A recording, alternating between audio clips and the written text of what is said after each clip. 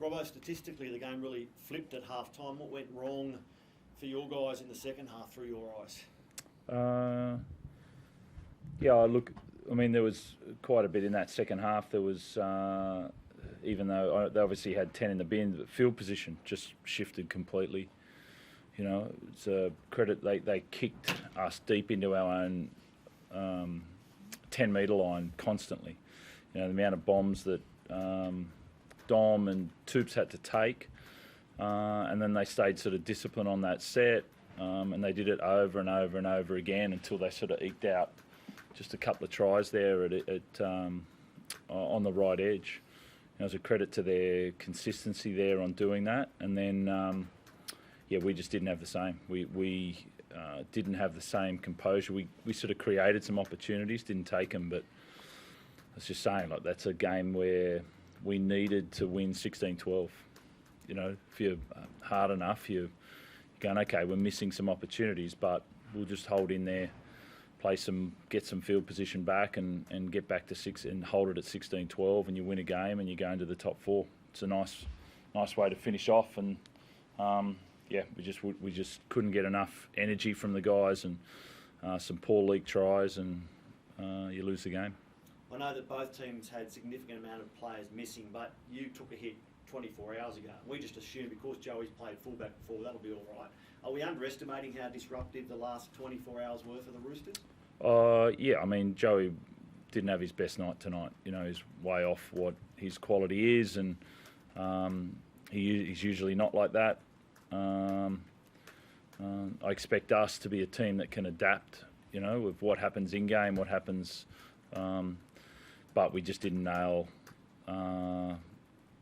Kez not being there and then Joey moving. We just, our spine wasn't good enough tonight, as a whole, and along with other players, and I don't think that should be based on a week. I expect them to go in there and do that, but we didn't. Kez, for a team that's been humming in attack, how frustrating was that, especially second 40 minutes? Yeah, it was bad. It was probably as bad as we've been since the Bulldogs game. We just didn't turn up in that second half, but as Robbo said, they put us in some uncomfortable spots. It wasn't going to be one of those games where we're going to blow them away. We needed to find a way to grind it out. We didn't. Jared, apparently hamstring tightness. Was there any temptation to throw him back out there? The message was that we'll put him out there if needed. Looked like he might have been needed. No, I got the call that he wasn't right to go. Trent, it's obviously Origin's not a major concern to yours at the moment, but James getting that late call-up, obviously huge development for him. Can you give us some thoughts on what it means for this club and for James to get that chance again? Yeah, I think it's a hard one. When Madge called yesterday, you have to go through all the changes that are going to happen to your team, but the simplicity of it is that you're really happy for James. You have players, you want them to play in Origin, and we all felt for him this week. Dylan deserved his spot, but we all felt for James as well, because he's been playing outstanding footy. So that was so in the end, the overriding thing is, he's desperate to play any rep footy he can. He loves playing, loves pulling on the blue jersey and the Australian jersey. So, it's the overriding emotion was great. I can't wait to watch him play Wednesday and adapt to today. And, would have been nice to get that done for us.